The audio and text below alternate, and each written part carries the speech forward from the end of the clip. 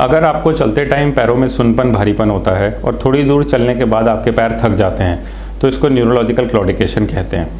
इसका कारण ये होता है कि जब कमर के नीचे के भाग में, जिसे हम लंबर स्पाइन कहते हैं, वहाँ पे कोई डिस्क रिलेटेड प्रॉब्लम हो जिसकी वजह से स्टेनोसिस हो गया हो, जैसे L3-4 में डिस्क आ गई हो या 4-5 में बाहर डिस्क कोई प्रोलैप्स हो गई हो, या अगर फेसिड जॉइंट जो कि कमर के जोड़ होते हैं वो मोटे हो जाएं और उसकी वजह से लंबर कैनाल स्टेनोसिस हो जाता है, तो इस तरह के सिम्टम्स हो जाते हैं।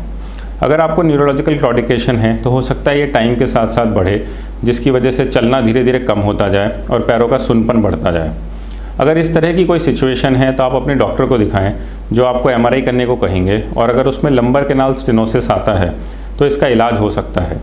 शुरुआती स्टेज में इसके लिए हमें सिर्फ मेडिसिन और एक्सरसाइजेज देनी होती हैं और 70 to 80% पेशेंट उसी से ठीक हो जाते हैं। कुछ सीवियर केसेस में हो सकता है हमें कभी एपिडुरल स्टेरॉयड इंजेक्शन या इस तरह के इंजेक्शंस देने पड़े नसों के लिए या जोड़ों के लिए, जिससे कि पेशेंट को आराम आ जाता है।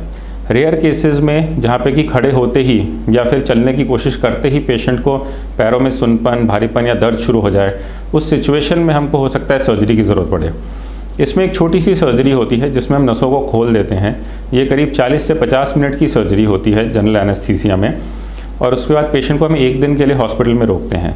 सर्जरी के बाद पेशेंट की अगले दिन छुट्टी करते हैं और उसका चलना फिरना ऑलमोस्ट अगले दिन से ही नॉर्मल हो जाता है, और उसके बाद जब वो चलते हैं तो पैरों में कोई सुनपन, भारीपन या खिंचाव नहीं होता। चलने का डिस्टेंस भी उनका नॉर्मल हो जाता है और वो आराम से जितना चाहे उतना चल सकते हैं।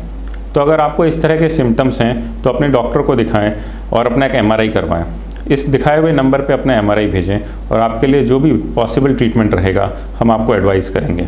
Thank you.